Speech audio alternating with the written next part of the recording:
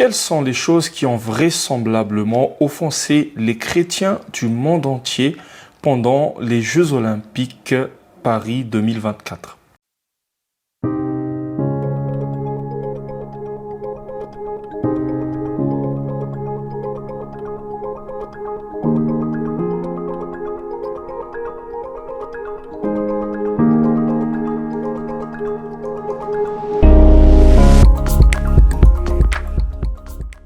Bonjour et soyez les bienvenus dans cette nouvelle vidéo. Aujourd'hui, nous allons essayer d'apporter des réponses à cette question. Alors, vous l'avez peut-être remarqué, mais au mois de mars, il y avait déjà un scandale, une sorte de polémique au niveau de l'affiche officielle des Jeux Olympiques qui a été dessinée par le célèbre dessinateur Ugo Gattoni. Lorsqu'on lui avait posé la question pourquoi il n'y a pas la croix sur le sommet des Invalides, l'hôtel des Invalides, alors il a répondu comme ceci. Dans ma bulle, j'ai un peu perdu la notion du temps, mais j'adore ça. Créer des univers où l'on peut se perdre, se raconter des histoires, quitter la terre et son quotidien. Mon travail s'inspire souvent des légendes et de la mythologie. Que ce soit la mythologie grecque ou la mythologie romaine, voire même la mythologie gauloise, on a tous été gâtés, on a eu droit à des manifestations, à des scènes, à des scénographies qui certes étaient époustouflantes, qui a provoqué énormément d'émerveillement chez les téléspectateurs, chez les spectateurs, mais il y a une question qui se pose, quelle était la raison de tout cela ? Alors, en parlant de mythologie, on a bien remarqué que la mythologie avait bien sa place durant cette cérémonie d'ouverture des Jeux Olympiques. Nous allons par exemple parler du cavalier en métal, c'est-à-dire sur un cheval mécanique, vous l'avez peut-être tous remarqué. Et lorsqu'on a posé la question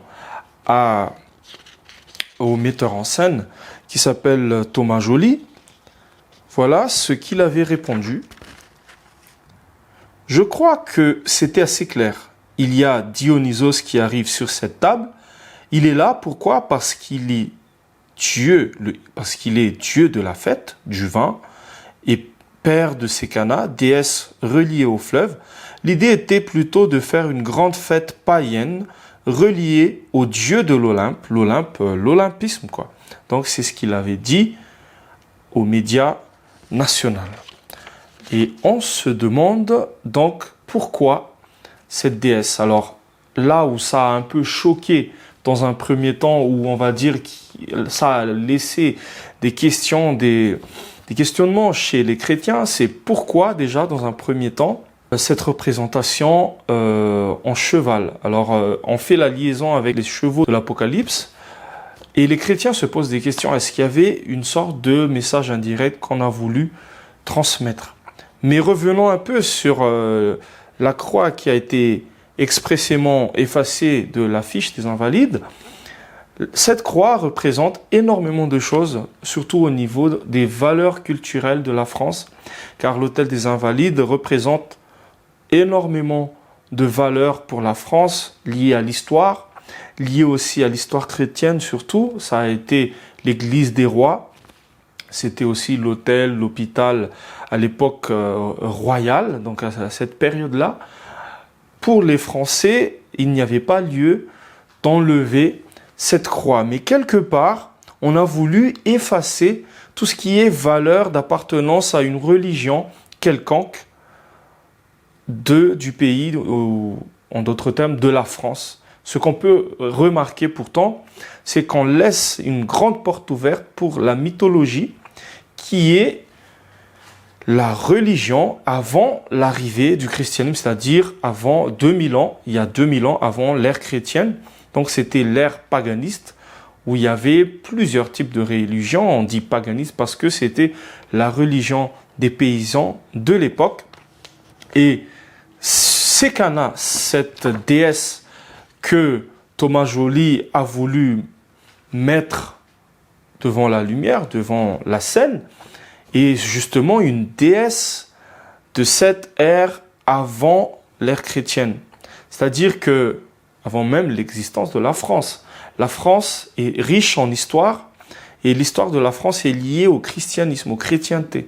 Et la vraie valeur de la France est toujours attachée avec l'histoire du christianisme. D'ailleurs, il faut le noter que 40% des Français se prononcent toujours croyants et chrétiens. Donc, ce qu'on a pu remarquer, c'est que la mythologie qui est d'une époque lointaine refait surface et partage des valeurs à travers la déesse Sekana qui représente les sources d'eau, la fécondité, la protection et toutes sortes de bénédictions qui a été vénérée, adorée par les Gaulois, aujourd'hui refait surface et incarne un peu l'histoire et les valeurs de la France, de Paris, parce qu'on parle de la Seine où ce cheval a parcouru le long du fleuve. D'ailleurs, à l'époque, il n'y avait pas de représentation iconographique de cette déesse, mais c'était un choix, à mon sens, personnel de Thomas Joly, le metteur en scène, de faire cela. On peut avancer maintenant sur ce qui a pu aussi offenser ou un peu déstabiliser le monde chrétien en France, peut-être même du monde entier, et voir des gens qui n'ont pas d'appartenance religieuse, mais qui ont exprimé leur frustration liée à cette cérémonie d'ouverture. Nous avons remarqué cette scène sur la table, sur le pont où il y avait des drag queens et des transgenres qui ont fait une parade pendant presque 45 minutes jusqu'à l'arrivée d'un personnage. C'est un chanteur très connu. En fait, c'est Philippe Catherine qui est maquillé comme le dieu Dionysos de la mythologie grecque. Alors, dans cette scène, il y a trois choses qui est vraiment choquant du point de vue juste normal. On a voulu déjà défendre l'identité LGBT, c'est-à-dire on a voulu donner de la place à cette communauté LGBT. Alors on a voulu parler de la tolérance, on a voulu parler de l'amour, on a voulu parler de l'égalité, de fraternité, mais ce qu'on a vraiment remarqué, surtout avec un œil chrétien ou d'une appartenance religieuse chrétienne, c'est qu'on a quelque part marché, piétiné les valeurs chrétiennes de la France, mais aussi l'identité chrétienne des spectateurs à travers du monde entier. Pourquoi? Parce que, en fait, on a tous remarqué, il n'y avait pas besoin d'avoir étudié l'histoire pour comprendre qu'il y avait une sorte de parodie de la table de la scène qui a été dessinée par Léonard de Vinci bien des siècles auparavant. Cette table était pour montrer la scène, la sainte scène donc de Jésus avec les 12 apôtres, où il partageait le pain, qui a un sens très profond pour les chrétiens, qui a une valeur inestimable pour les chrétiens du monde entier, pas seulement pour les catholiques, mais à ce moment-là, on a voulu faire la même chose, mais avec tout ce qui est à l'opposé des valeurs chrétiennes, c'est-à-dire le transgenre, tout ce qui est, on va dire, homosexualité, dépravation, tout ce qui est débauche, avec au sommet le dieu Dionysos qui représente énormément de symboles à travers cette scène. Qui est Dionysos? Dionysos, en fait, c'est un dieu mythologique qui représente plusieurs dualités. Dualité par rapport à son genre déjà. On ne sait pas si c'est vraiment une femme, un homme. Il incarne les deux sexes. On ne sait pas si c'est un dieu du chaos ou dieu de l'ordre. On ne sait pas si c'est un dieu de la moralité ou un dieu de la dépravation. Il incarne les deux. Il est aussi en même temps un vrai dieu, mais aussi un demi-dieu. Donc, il est fils de Zeus, mais aussi fille de Sémélé, une mortelle.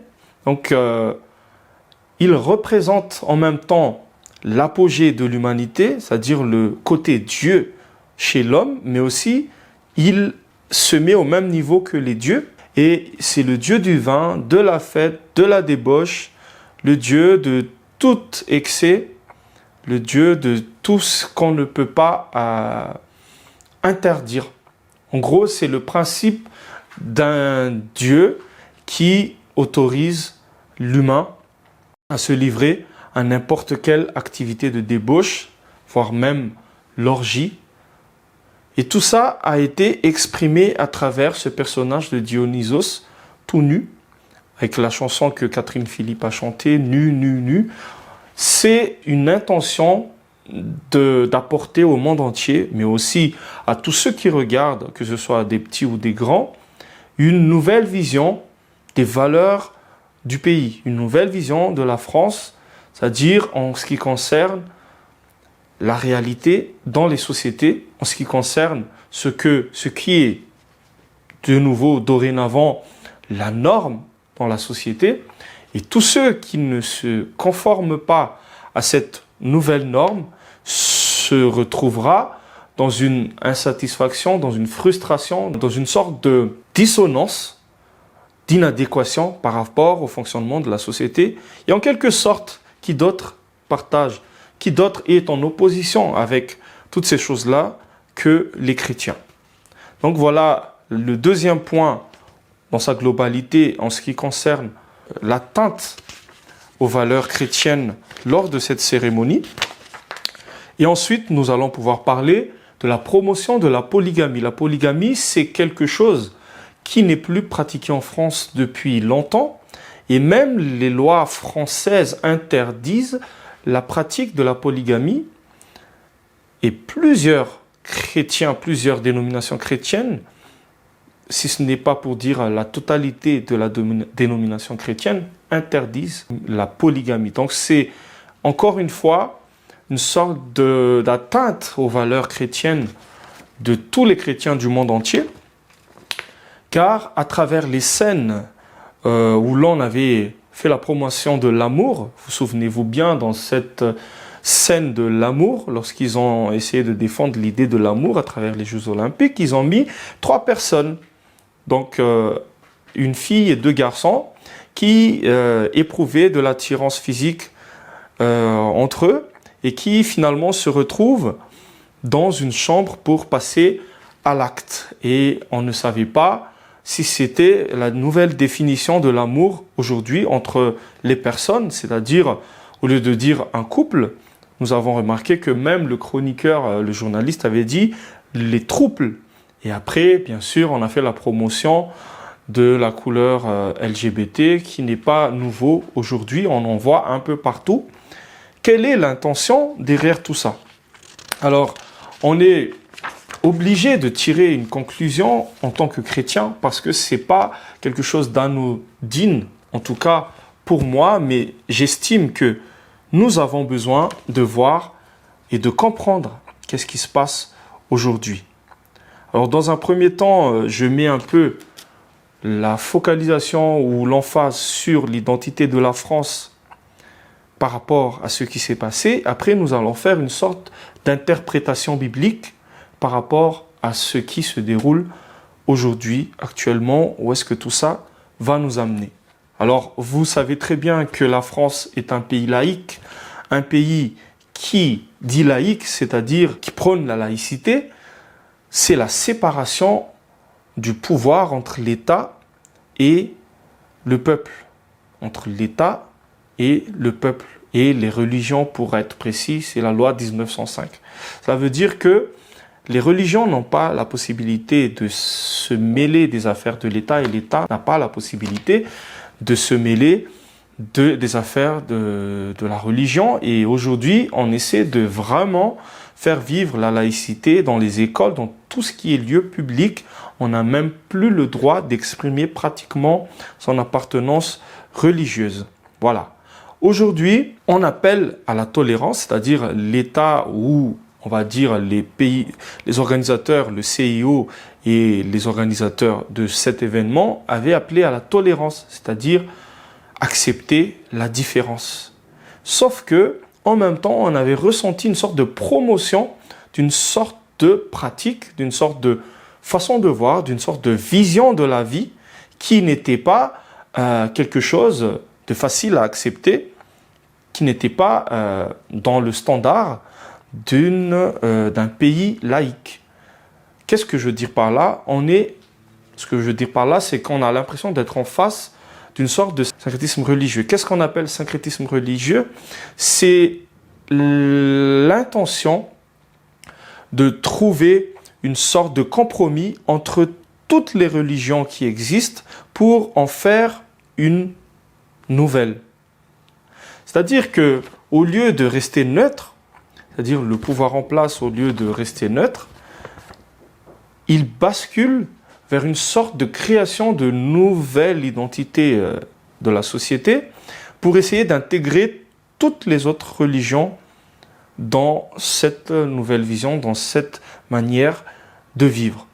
Et pourquoi je dis cela? Parce que on a vu qu'au début de cette vidéo, vous avez remarqué, la mythologie qui certes est riche en histoire, mais qui pourrait être aussi en même temps une nouvelle religion. La mythologie, c'était la religion de l'époque ancienne, à l'époque des Gaulois, qui était très pratiquée. C'est pour les chrétiens, vivre la mythologie, c'est être idolâtre, c'est le paganisme total. Mais aujourd'hui, on cherche à faire revenir cette réflexion, cette tendance, cette vision, cet amour de la mythologie, quelque part pour essayer de remplacer l'athéisme qui prend place au sein de la société. Mais comme on ne veut pas de la religion chrétienne, quelque part, il faut remplacer cette religion par quelque chose, parce que quelque part, l'homme a besoin d'une religion, l'homme a besoin de vénérer quelque chose, l'homme a besoin de Dieu tout simplement, du simple fait qu'il est créé par Dieu. Donc, quelque part, on a envie de faire entrer dans la société différentes formes de pratiques, déjà à l'encontre de ce qui est recommandé par la Bible, mais aussi remplacer la religion qui domine au sein du pays, voire même du monde entier, par quelque chose qui n'a rien à voir. Donc, à nouveau, accorder plus de valeur à la mythologie, aux valeurs chrétiennes de la France ou aux valeurs chrétiennes du monde, car ne l'oublions pas, la majorité du peuple du monde est chrétien. Donc, quelque part, on profite de cette situation où les yeux du monde entier sont braqués sur cet événement pour transmettre des messages, pour matraquer des nouvelles visions, pour que plus tard, les jeunes qui vont remplacer cette génération ne soient plus dans une sorte de sensation de gêne ou de frustration par rapport aux choses qui changent. Nous sommes donc quelque part à l'aube d'une nouvelle ère où il y aura des changements, d'énormes changements par rapport à la vision de la vie, par rapport à la vision du monde, par rapport à la vision de l'existence, par rapport à la vision de l'être, du genre, de la personne, par rapport à ce qu'une personne doit vivre son existence. Et là, ça devient très très grave pour les chrétiens, car les chrétiens ont de moins en moins d'espace, ont de moins en moins de possibilités pour vivre librement leur foi et leur religion. La France est un pays qui défend la liberté, l'égalité, la fraternité, mais surtout la liberté et le droit fondamental des êtres humains. Et avoir une liberté de pratiquer la religion ou même d'en faire la promotion est fondamental et ça fait partie d'un droit de l'homme d'avoir sa religion et d'en pratiquer tant que ça ne dérange pas autour, c'est-à-dire les autres personnes. Mais avec une société qui évolue vers le syncrétisme, comment pourrait-on vivre librement le christianisme, la chrétienté? Et c'est par cela que nous allons devoir comprendre l'évolution des choses, posez les bonnes questions. Pourquoi les choses sont ainsi? Qu'est-ce que la Bible nous dit par rapport à toutes ces évolutions? Pour répondre à cette question, j'ai envie de vous parler d'un texte qui se trouve dans Apocalypse. Apocalypse chapitre 18 et le verset 4. Voilà ce qui est écrit. « J'entendis du ciel une voix qui disait « Sortez du milieu d'elle, mon peuple, afin que vous ne soyez pas associés à ses péchés et que vous ne receviez pas une part de ses fléaux. » Qui est le sujet dans ce texte? On parle de Babylone. Car dans le verset 2, on peut lire « Elle est tombée, Babylone la grande, elle est devenue une habitation du démon, un repère de tout esprit impur et un repère de tout oiseau impur, un repère de tout animal impur et détesté. Parce que toutes les nations ont bu du vin de la fureur de sa prostitution, parce que les rois de la terre se sont prostitués avec elle, et que les marchands de la terre se sont enrichis par la puissance de son luxe. » Et après, on arrive au verset que nous avons lu tout à l'heure.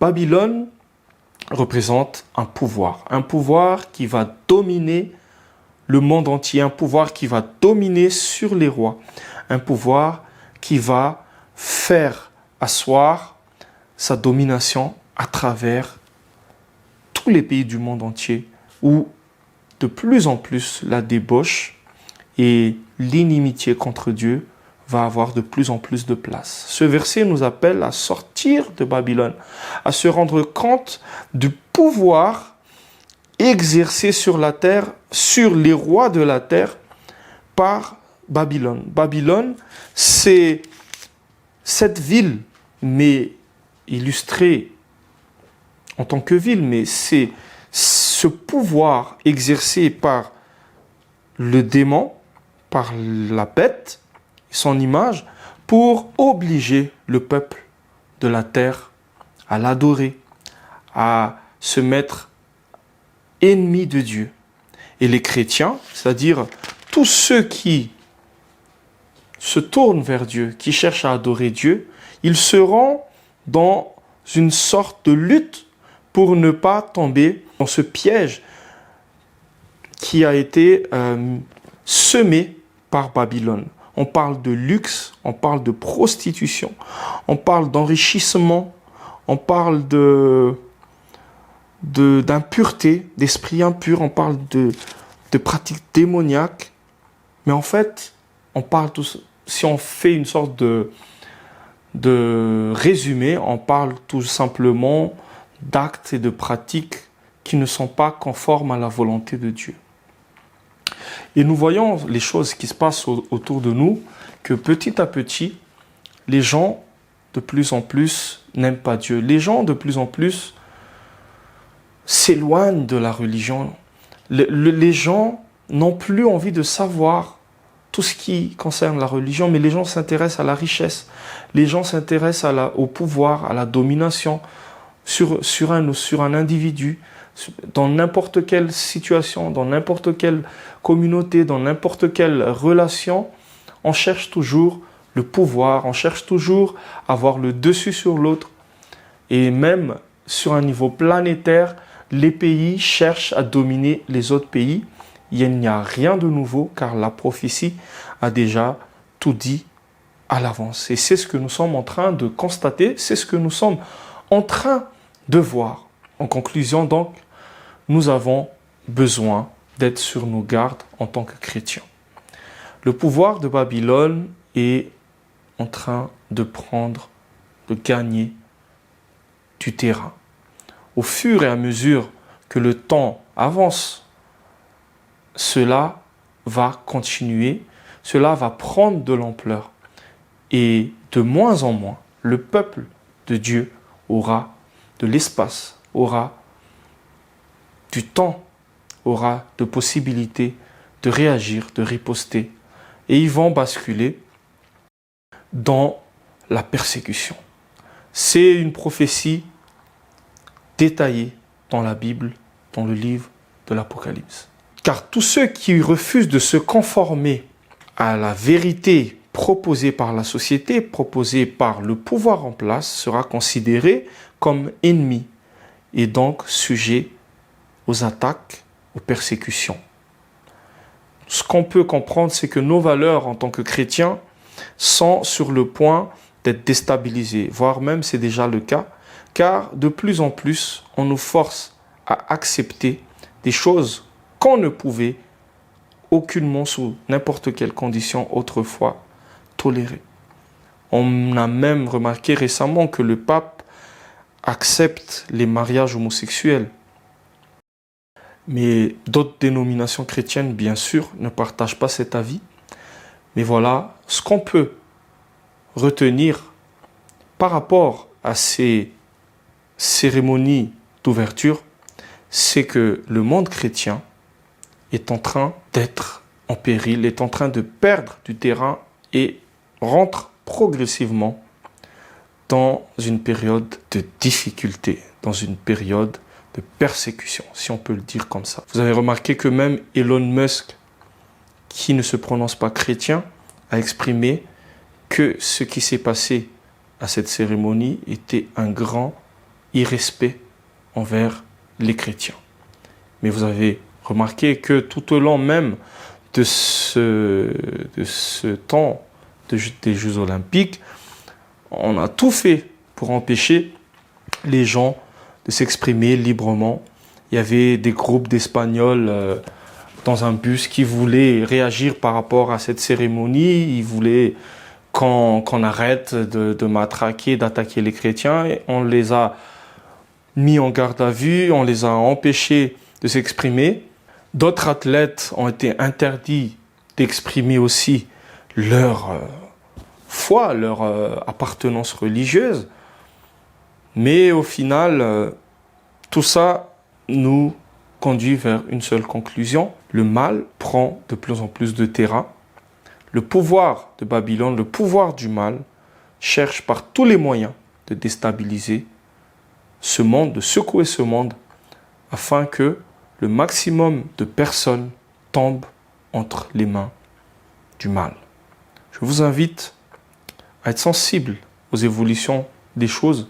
Je vous invite à avoir un œil inspiré du Saint-Esprit pour comprendre qu'est-ce qui se passe vraiment autour de nous de nos jours, car ce n'est plus le temps de dormir, ce n'est plus le temps de chercher le confort, ce n'est plus le temps de chercher la richesse, c'est le temps de se préparer pour le grand jour de l'avènement de Jésus-Christ. Que Dieu vous bénisse. Au revoir.